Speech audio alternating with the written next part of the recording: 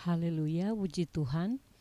Kembali lagi kita hari ini diberi kesempatan untuk memperhatikan satu materi yang ada di dalam psikologi umum. Kita akan memperhatikan setelah kita memahami tentang mekanisme penginderaan, di mana selanjutnya kita mengetahui tentang persepsi, kemudian pengamatan dan tanggapan, memori. Ada juga hal penting yang harus kita lihat di dalam berkaitan dengan ilmu psikologi umum, yaitu fantasi.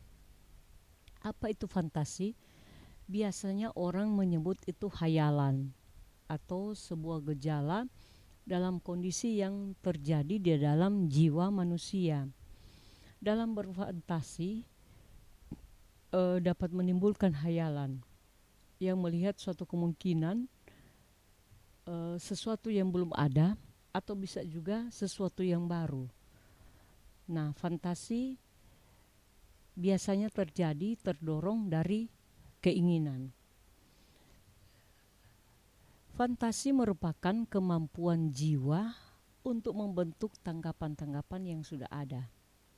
Dan tanggapan yang baru tersebut tidak harus sama dan sesuai dengan objek aslinya, ya. Jadi fantasi merupakan kemampuan jiwa untuk membentuk tanggapan yang sudah ada, juga tanggapan yang baru, di mana tidak sama, ya, tidak harus sama persis atau sesuai dengan objek yang aslinya. Fantasi juga dapat juga diartikan sebagai kemampuan subjek untuk berorientasi pada dunia imajiner, dunia hayalan. Ada beberapa klasifikasi dalam fantasi. Jika dilihat berdasarkan terjadinya, maka bisa saja terjadi ketika dalam kondisi sadar atau tidak sadar. Jika diperhatikan dalam berdasarkan macamnya, maka fantasi bisa sembarangan atau mencipta, ya. Nah, dari keduanya akan memiliki sifat yang sama. Sama-sama, satu cuma mengabstraksi, kedua mendeterminasikan, ketiga mengkombinasikan. Apa saja faktor yang mempengaruhi fantasi? Yaitu kurang adanya penggunaan waktu kosong, adanya harapan dan cita-cita yang tinggi, adanya kesulitan pemecahan masalah, adanya kelemahan pribadi, kemudian adanya perasaan pesimis terhadap masa depan. Kenapa hal ini harus dihindari oleh orang-orang yang memiliki tingkat pengetahuan yang lebih? Kenapa? Soalnya dalam berfantasi tidak dibutuhkan pengertian atau penyelesaian yang real, ya. Fantasi cuma hayalan. Makanya hal-hal ini sangat mempengaruhi kalau kita dalam kapasitas sebagai mahasiswa cuma hanya punya cita-cita yang tinggi tapi tidak ada upaya untuk mencapainya, tidak ada usaha untuk melakukan, maka itu cuma sampai di fantasi, ya, tidak ada realitasnya, tidak ada realisasi. Kemudian karena apa? Karena kelebihan berfantasi sampai melakukan pemecahan masalah pun tidak dapat dilakukan, ya. Jadi sebenarnya hal ini merupakan mungkin pandangan yang harus menjadi pandangan yang buruk bagi kita. Orang-orang yang memiliki tingkat pengetahuan lebih harus menghindari hal ini, ya. Kebanyakan berfantasi akan merusak karakter. Tapi ini karena pembahasan kondisi kejiwaan, maka ini pun harus dibahas, ya. Sementara menurut pendapat dari Profesor Dekker bahwa bentuk kita berpikir memang abstrak, konkret, dan skematis. Ini bentuk-bentuk berpikir yang harus kita perhatikan, ya. Kalau kita cuma sampai di berfantasi, kita akan tidak mampu memahami bagaimana sebenarnya bentuk pemikiran yang baik.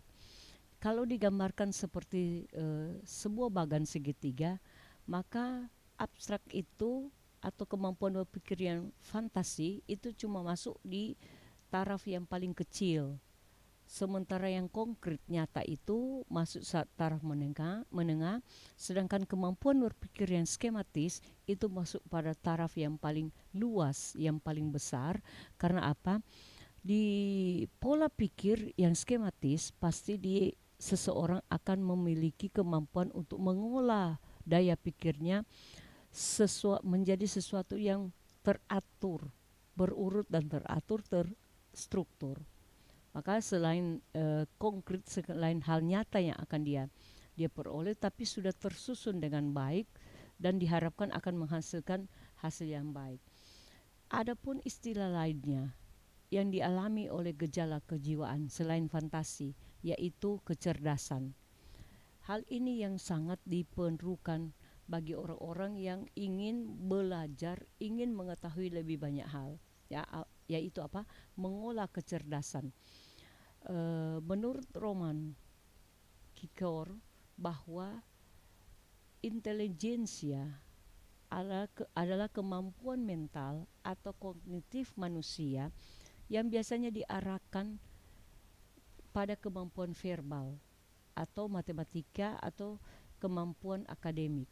Jadi biasanya orang mengukur tingkat kemampuan intelijensianya atau yang dikenal IQ, ya, intelijensia quotient, itu mengarah kepada kemampuan orang memiliki pengetahuan yang menantang rasio, menantang kemampuan untuk verbal atau mengetahui berbagai hal yang diukur dengan secara rasio. Nah, sedangkan batasan kecerdasan adalah kemampuan merespon situasi baru dengan berhasil dan kapasitas untuk belajar dari pengalaman masa lalu seseorang. Jadi seseorang yang disebut cerdas ketika dia dapat merespon sesuatu yang baru dan berhasil dia melakukannya, ya, dia berhasil karena ada usaha, kemudian dia tidak melupakan ada bahan yang telah dia pelajari menjadi bahan dasar, yaitu apa? Keterampilan atau pengalaman orang lain, ya, pengalaman masa lalunya atau keterampilan dan pengalaman orang lain. Itu menjadi tolak ukur dan kemudian diolah menjadi penelitian dan selanjutnya pengamatan, dan dari itu lahirlah bentuk-bentuk persepsi yang sangat berharga dan selanjutnya menjadi hal yang sangat berguna dan dia boleh simpulkan menjadi sesuatu hal yang dapat bermanfaat. Itu namanya kecerdasan. Apa saja yang dapat mempengaruhi? Ini faktor-faktor kecerdasan. Di antaranya satu, hereditas. Apa itu hereditas? Yaitu sesuatu yang dimiliki oleh manusia yang merupakan proses penurunan sifat induk kepada keturunannya melalui gen. Hereditas bukan termasuk penurunan dalam bentuk tingkah laku, melainkan lebih terarah kepada penurunan bentuk dan struktur tubuh dari makhluk hidup. Jadi misalnya bentuk hidung kita sama dengan orang tua kita, atau posisi gaya kita makan, semua menunjukkan bentuk fisiologi, ya. Jadi hereditas itu bentuk fisiologi yang diturunkan dari gen. Nah, apa juga yang mempengaruhi? Faktor-faktor yang mempengaruhi kecerdasan yaitu lingkungan. Ada kalanya orang mungkin dari faktor gennya memiliki tingkat intelijensia yang rata-rata, tapi karena dia ada di dalam lingkungan satu komoditas sebagai seorang yang memiliki intelijensia yang cukup, dia bergaul sehari-hari, maka tidak menutup kemungkinan akan mengacu bahwa dia memiliki juga tingkat intelijensia yang lahir dari seputar lingkungan. baru kondisi-kondisi patologisnya. Ras itu artinya satu komunitas, satu suku, bangsa, bahasa, ya, membentuk satu ras. Kemudian faktor emosional, ini 5 faktor yang mempengaruhi kecerdasan. Baik, kita selanjutnya akan membahas lagi materi apa yang dinamakan tentang emosi dan perasaan. Emosi dan perasaan yaitu memiliki batasan. Emosi merupakan perasaan yang menyimpang dari batas normal, sehingga yang mengalami kadang-kadang menguasai diri dan terganggu penguasaannya dengan lingkungan. Jadi ada 2 kemungkinan.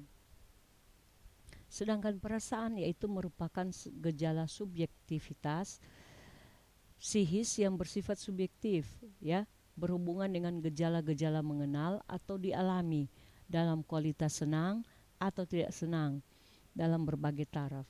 Artian bahwa perasaan itu biasanya merupakan respon dari penginderaan. Dia akan lebih terkait dengan bentuk fisik di lingkungan sekitar. Seperti contoh begini, seorang yang mungkin akan merasa gerah saat musim panas, dia akan merasa gerah, itu bentuk perasaan. Tetapi kalau diukur dari bentuk emosi, maka dia akan mengungkapkan perasaannya.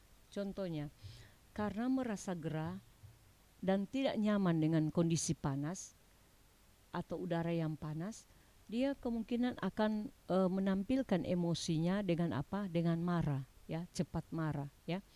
Itu beda emosi dan perasaan. Menurut Bauer dan kawan-kawan di tahun 1987, aspek-aspek emosi adalah satu aerosol, yaitu perubahan psikologis. Perubahan psikologis yang terjadi itu boleh mengundang emosi, ya, menampilkan aspek-aspek emosi. Selanjutnya yang kedua, expression, yaitu perilaku yang dihasilkan dengan emosi. Apakah terkejut, startled response, atau facial vocal expression, ekspresi wajah dan suara. Kemudian postur dan gestur, expression, sikap dan gerak tubuh. Selanjutnya ada expression persepsi, ya, yang lahir dari persepsi subjektif, di mana terjadi dari persepsi individu ditambah dengan realisasi keadaan emosional. Sedangkan menurut Siti Morgan bahwa aspek emosi adalah sesuatu yang sangat erat hubungannya dengan kondisi tubuh. Misalnya apa? Denyut jantung, sirkulasi darah, dan pernafasan. Jadi seorang dapat terlihat kondisi emosinya ketika denyut jantung lebih kencang dari sebelumnya atau lebih pelan dari sebelumnya, maka kita akan melihat perubahan-perubahan emosi. Yang kedua, sesuatu yang diekspresikan, ya. Orang kalau dia memiliki emosional yang senang, maka dia akan menampilkan wajah tersenyum atau menangis dan tertawa. Yang ketiga, sesuatu yang dirasakan. Apa yang dirasakan? Senang, sedih, dan kecewa. Yang keempat, dapat menimbulkan motif. Diferensiasi emosi, menurut Goleman, dia memakai istilah diferensiasi emosi, yaitu pada prinsipnya emosi dasar hanya ada 4. Jadi menurut Goleman, emosi dasar itu cuma ada 4. Takut, marah, sedih, dan senang. Emosi lainnya itu cuma perkembangan dari keempat emosi dasar dan dipengaruhi dengan faktor kematangan dan proses belajar. Dari pengetahuan tentang emosi dan perasaan, selanjutnya kita juga akan pahami tentang apa yang namanya motif. Motif artinya sesuatu yang merupakan dorongan individu untuk melakukan aktivitas tertentu, pada umumnya dasarkan pada kebutuhan dan dalam rangka mencapai suatu pengetahuan. Jadi motif itu yaitu biasa lahir dari dorongan atau individu dalam melakukan aktivitas tertentu. Tentunya didasari dengan kemauan untuk mencapai satu tujuan. Nah, perilaku yang bermotivasi, yang pertama motif, alasan, dasar, dan menjadi pendorong, ya. Ketika kita melakukan suatu motivasi, maka yang pertama harus kita perhatikan satu motif, kedua perjuangan motif, ketiga keputusan dalam memilih motif, meninggalkan motif yang lain, kemudian keempat perbuatan kemauan, bertindak atau berperilaku. Ada konflik-konflik yang terjadi dalam motif. Itu merupakan sikap yang diambil ketika mengalami konflik motif, yaitu satu, seleksi. Ya, ketika konflik motif terjadi, yang pertama yang dilakukan adalah seleksi atau pemilihan, memilih salah satu motif yang akan dipakai. Kedua, kompromi, menggabungkan dua objek atau tujuan. Yang ketiga, meragukan. Jika motif memiliki nilai plus dan minus yang berbeda, nilainya sangat kecil, kita mulai akan meragukan. Ini bagian-bagian konflik dari motif. Selanjutnya ada gejala-gejala campuran dalam proses kejiwaan, yaitu pertama perhatian. Perhatian merupakan peningkatan kesadaran dari seluruh fungsi jiwa untuk dipusatkan pada sesuatu hal, baik yang ada di dalam maupun yang ada di luar diri seseorang. Adapun macam-macam perhatian, yaitu perhatian selektif, perhatian otomatis. Nah, apa saja yang dapat menarik perhatian menurut Surya Brata, yaitu dari sudut objek dan dari sudut subjek. Ini bentuk-bentuk perhatian, ya. Ternyata perhatian pun masuk dalam kondisi kejiwaan. Itulah sebabnya semua orang pasti membutuhkan ada perhatian dari orang lain. Ini gejala menyangkut gejala psikis, kejiwaan, ya, yang normal. Kalau dia tidak normal lagi psikisnya, saudara, tentunya dia orang memperhatikan atau orang akan tidak memberi perhatian tidak menjadi masalah, karena memang gejala dia menemui gejala psikis yang bermasalah, ya. Tapi kalau psikisnya normal, pasti memiliki gejala-gejala ini, yaitu apa? Perhatian, motif, fantasi, dan satu lagi ini sugesti. Ini masuk gejala campuran, ya. Adalah pengaruh psikis baik yang datang dari diri sendiri maupun dari orang lain, yang pada umumnya diterima individu tanpa daya kritik.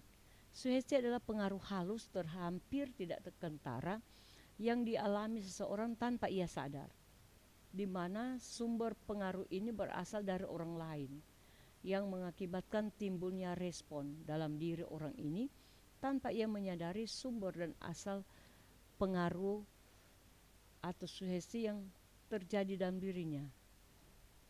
Banyak kali terjadi tanpa disadari. Misalnya karena melihat pengalaman seseorang, maka itu akan menjadi satu bentuk sugesti dalam diri kita, ya. Misalnya ketika kita melihat orang lain menggunakan pisau untuk memasak, ya, mengiris daging, dan kemudian dia menjadi luka, maka menjadi sugesti bagi kita untuk menggunakan pisau itu, ya. Jangan memakai pisau itu, nanti kita juga akan terluka. Itu namanya sugesti, memberi pengaruh dari pengalaman orang lain atau diri sendiri dan memberi pengaruh berkelanjutan. Nah, jenis sugesti adalah autosugesti dan heterosugesti. Syarat agar sugesti dapat diterima, daya pikir dan kritis dihambat. Materi yang diberikan mendapat dukungan orang banyak. Penyampai materi adalah orang yang mempunyai otoritas, didahului dengan pendapat yang searah, Jadi saudara, sugesti itu bukan tidak perlu, tapi dia berlebihan itu banyak kali karena terlalu berlebihan sehingga menimbulkan persepsi yang salah, ya. Kita melahirkan persepsi yang salah. Tetapi sugesti diperlukan, akan digunakan apabila kita mempunyai daya pikir yang kritis, ya.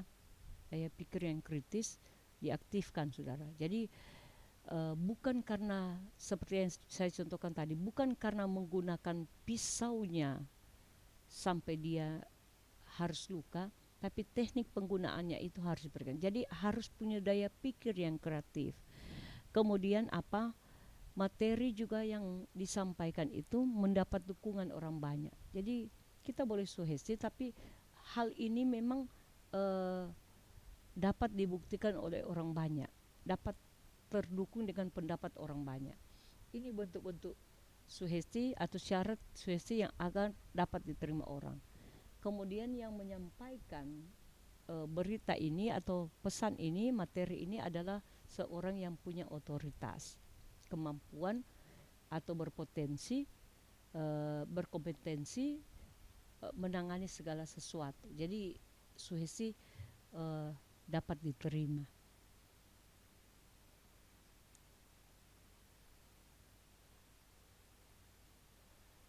Ada gejala campuran lainnya yang menjadi pembahasan kita juga, yaitu kelelahan.